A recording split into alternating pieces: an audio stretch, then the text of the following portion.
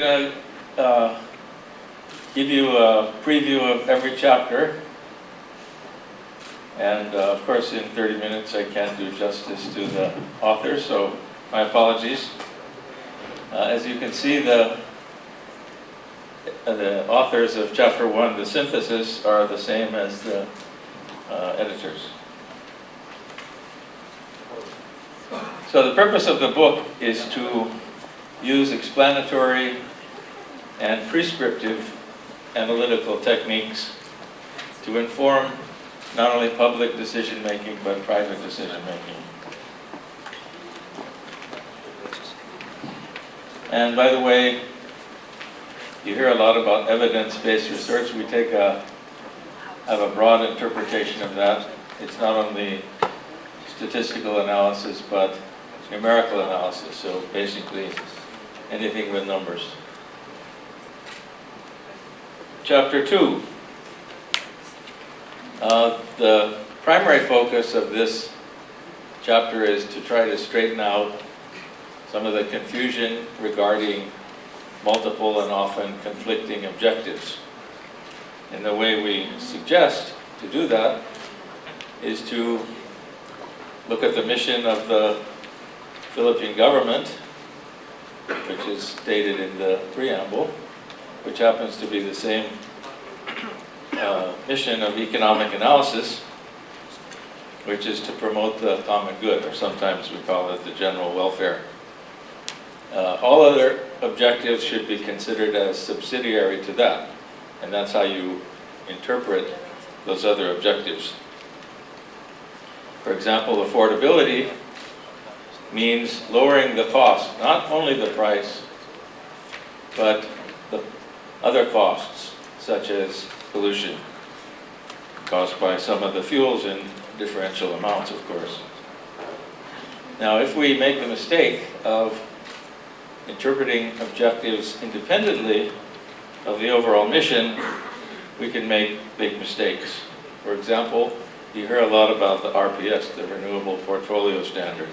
Is that a good idea for energy policy? And implementing that with a feed-in tariff, or FIT. So if that's such a great idea, we thought, well, why not look at the consequences of making that requirement 100%? So it turns out that that would cost the Philippine economy 1 trillion pesos a year. So probably not a great idea. And as Christine Lagarde of IMF puts it, and computer died, there it is. So get the price right, and that includes, so she says, price it right, tax it smart. That is, the right price includes a tax for pollution. Once you do that, you've, in a way, taken care of sustainability and renewability. You're already incentivizing renewability. Chapter 3, by the late Ruping Alonso, to whom the book is dedicated, and Tim Guanzon, who I believe is in the Senator's office. So this is when the book comes out, and if you happen to get a copy, I would recommend this chapter as a good overview. What they do is tell us, how did we get here, meaning how did we come to pass APIRA and all of the implementation problems, and what do we do now? So it's a very nice overview of these things, including inventory of some of the remaining problems, such as, will we be able to match the capacity to demand? What can be done about the high power rates? What are the bottlenecks in investment in generation as well as transmission? And implementation of ARCOA, which you know is lagging what the intention was. Chapter 4, we try to do an economic model to determine what is the optimal combination of different types of generation. So there's this one technique called LCOE, the least cost of electricity, but you can't really find the cost of electricity without knowing its utilization rate. So the quantity that you invest in different types of generation is simultaneously determined, should be simultaneously determined by their utilization rates. The technique for that is screening curves. Screening curves. Which is simply a graph showing that coal has a high fixed cost, if you look at the intercept of the coal line, but a lower fuel cost compared to natural gas, or the dominant plant type is called combined cycle gas turbine. So that has a lower fixed cost, but a higher operational cost. So for high utilization rates, on the right-hand side of the graph, you see that the coal line is cheaper, it's lower. But for low utilization rates, meaning every day the plant is going to ramp up and down a lot, then the preferred fuel is natural gas. So what happens over the 24-hour cycle, 24-hour cycle. Oh boy, that doesn't look like 24 hours. On my screen it goes from 12 a.m. to, for 24 hours, starting at 12 a.m. So that's on the left side. So if you look kind of in the middle at the highest bar graph, those are the peak hours.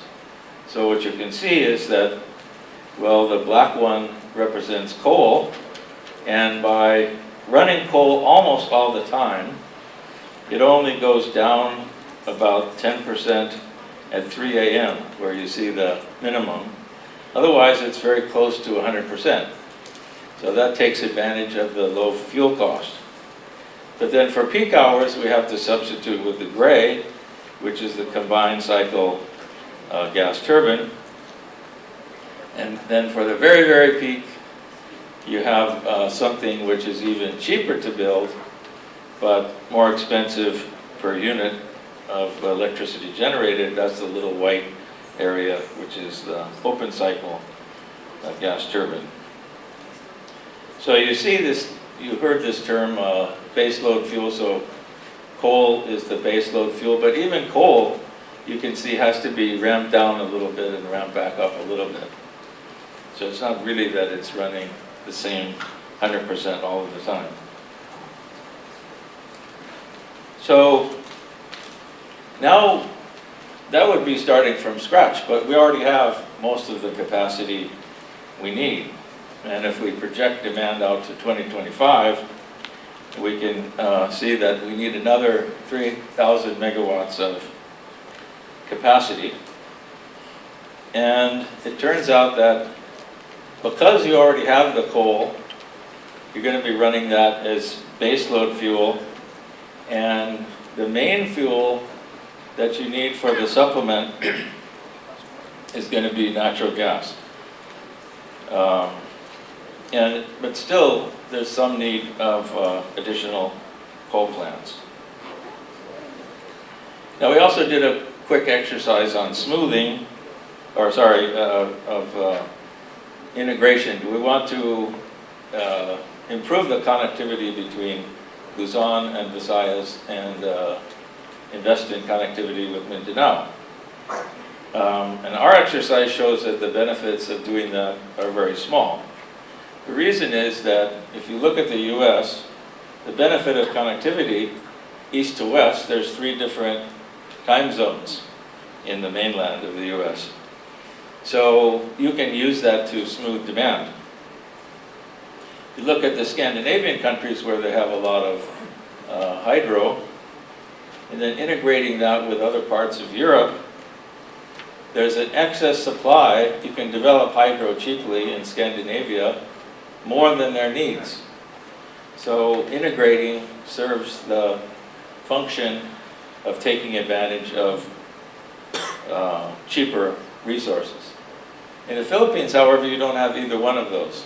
You have the same time zone, and every main region, at the margin, you're supplying the extra electricity. You're generating electricity with coal and gas. Now, we forecasted an amount of renewables to go along with that.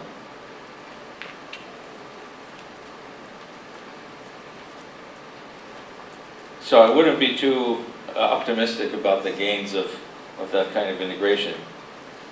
But of course, where line losses are high, there may be benefits of increasing transmission capacity. Dr. Clarete then takes this a step further by saying the trouble with these estimates is it's so critically dependent on the cost of LNG, because as Malampaya runs out, then we're going to rely on LNG as a source for the gas generation. And so he looks at different scenarios for that price. Now, it may be that the U.S. starts exporting a lot, and that not only brings down the price in Europe and the U.S., but it's going to start bringing the price down in the so-called Japan hub.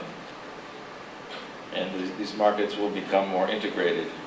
So he takes, it's slightly more likely then that LNG natural gas will remain suitable as a mid-merit, as showed previously, fuel. But in three almost as likely scenarios, it would have a cost advantage even over coal. So that's, of course, a very important thing to continue to study, is what's happening to the natural gas market. Chapter 6, you've heard of you've heard of diversification of your stock portfolio. Don't put all your eggs in one basket, diversify, and then you can decrease the variability of your portfolio. Well, the same thing is true for if you want to stabilize the cost of fuel and therefore the prices of electricity, some diversification can help you do that. So this is section 3. The first chapter is about the prices. If you look at the upper line, those are the prices of electricity after controlling for inflation. So up to 2001, when APIRA was enacted, the prices were going up by 20 centavos a quarter, and then they actually jumped up. You say, well, APIRA should have lowered the price, but it jumped up. Well, part of the reason for that is that the national system of supplying electricity was heavily subsidized, which was why they were hemorrhaging money and had to be bailed out by the national government. So that was part of the point of privatizing, and so naturally the customers started to bear a higher share of the cost, so it's not surprising that prices went up. And then after 2006, prices actually declined after controlling for inflation. Now, that's not the end of the story, because there's other things besides APIRA that changed. So some econometric techniques were applied to try to sort out the marginal effect of APIRA, and the result is that prices stayed about flat once we had those controls. So that means at least APIRA appears to have stopped the price increase, the trend.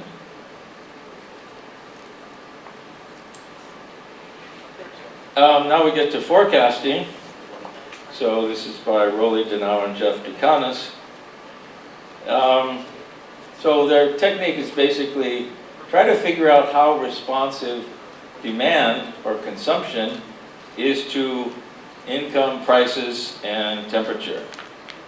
And then, once you know that responsiveness, you use different scenarios. What's going to happen to those variables? How fast does income go up? Maybe price will go down a little bit, and if there's global warming, maybe the temperature will go up a little bit over the long term.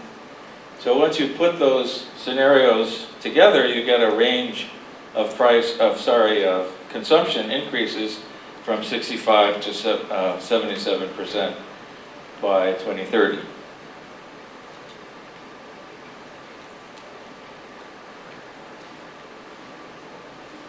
Okay, another question is, how far should we go in missionary electrification? What are the benefits?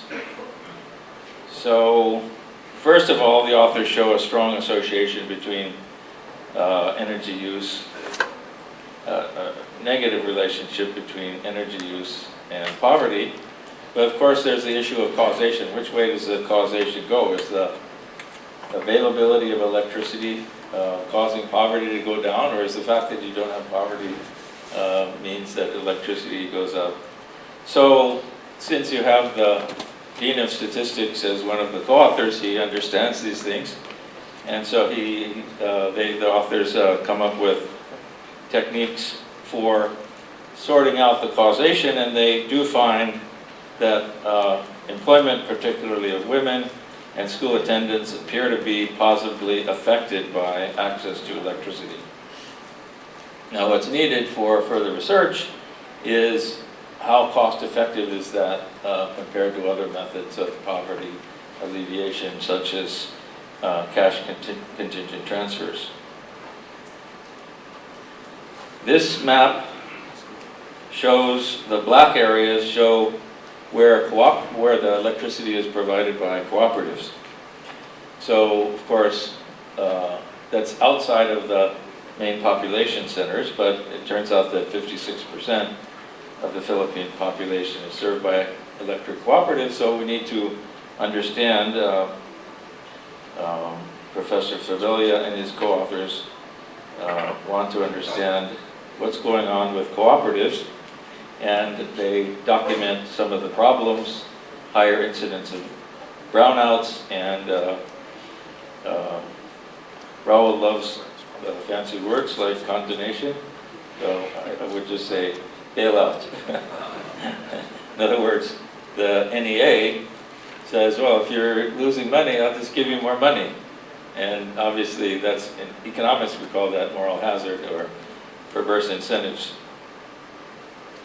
So the authors note that we don't understand the sources of inefficiency very well, although that's one of those sources, the management problem. And they discuss the pros and cons of privatization, and in particular, should we privatize both the assets and the operation, or should we privatize only the operation? And the authors come out in favor of the former.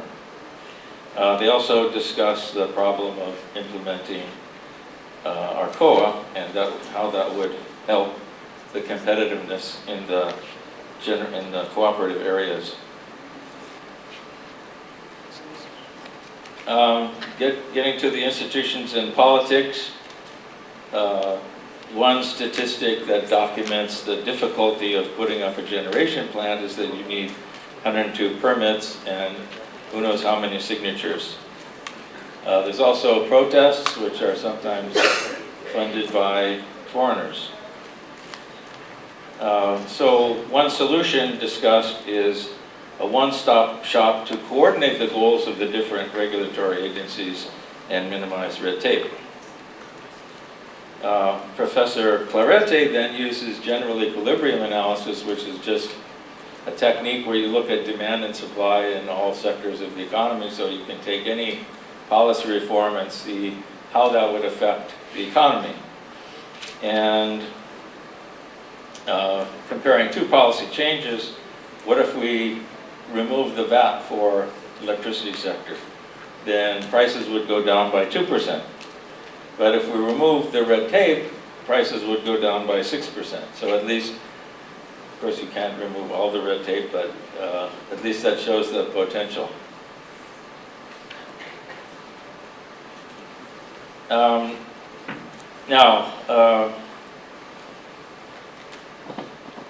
There is limited competition among generating companies. We're not sure exactly why, but one of the reasons is that retailers and distribution utilities tend to buy from nearby generators, so they get some degree of monopoly power. And as we've already seen, the cooperatives are not well incentivized to lower costs, and even the distribution utilities, since the prices are regulated, if their costs go up, they may get just higher, they may be able to argue for higher rates. So the incentives are not good. So one possible solution is to replace the bilateral long-term contracts between the distribution utilities and the generators with a forward market. So you have an auction process, and the one it's being tried to have implemented in the Philippines is the competitive selection process, and it's run into hurdles in the court, as you know. So one question is, should that be modified, and how could it be modified? That's another question for further research. So in addition to those directions, here's a few more in terms of the economic model. We're still at the fairly primitive level of doing the modeling. So one modification is, instead of using fixed load requirements, allow the full specification of demand so that you can evaluate what different pricing schemes would do to demand and coordinate that with the supply. So far we didn't do space. So if you do a fuller modeling effort, you want to know not only what's the quantity of the different fuel types, but where should they be located? And to do that, you need transmission costs and how that's related to, of course, transmission capacity. The other thing that's left out, as I said, we forecasted a fairly substantial increase in renewables, but you can't use those screening curves for evaluating intermittent resources like solar and wind.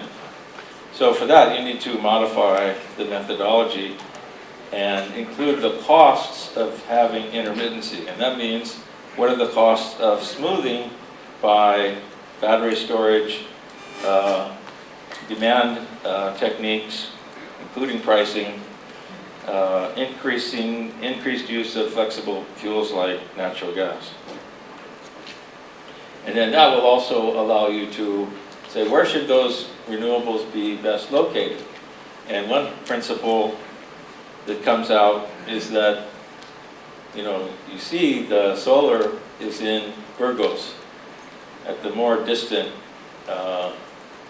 areas, and more solar is coming into Negros, somewhat distant from the main consumption centers.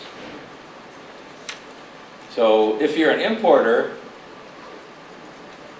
you have an advantage, because by building solar, you're not only reducing the cost of building a new coal plant, but you're avoiding the cost of the transmission from further away. Once you go to an exporter, it's much harder to justify, because now you're adding to your costs. You have to ship the electricity out and bear those increased costs. But it may be, as Professor Fabella likes to tell us, that electricity is so cheap in Negros because you can combine solar with bagasse from the sugarcane. So it may be that you have such a cheap source of electricity that is still worthwhile to export. Now, to This gets us to transmission planning, which is a dilemma because we have a market. The whole point of APIRA is a market. So you want the transmission planning to be responsive to the market. But that doesn't mean that somebody should be able to just put up generation facilities and demand transmission facilities. So on the one hand, you have the planning is by definition top-down, but you want it to be bottom-up, responsive to the market. So one way to reconcile those is to make sure the generators are paying the proper share of transmission costs. So not only the cost of connecting to the nearest substation, but the cost of congesting the lines so that you have more heat losses. And so other people are losing from your investment. So getting the finance right will help with the transmission investment. So once you do that, then it's easier to forecast where the new generation will be and what are those implications for operation and what are those implications for line losses and congestion. Once you do that, you can see, okay, if we increase transmission capacity here, the benefits would be greater than doing it somewhere else. Maraming salamat.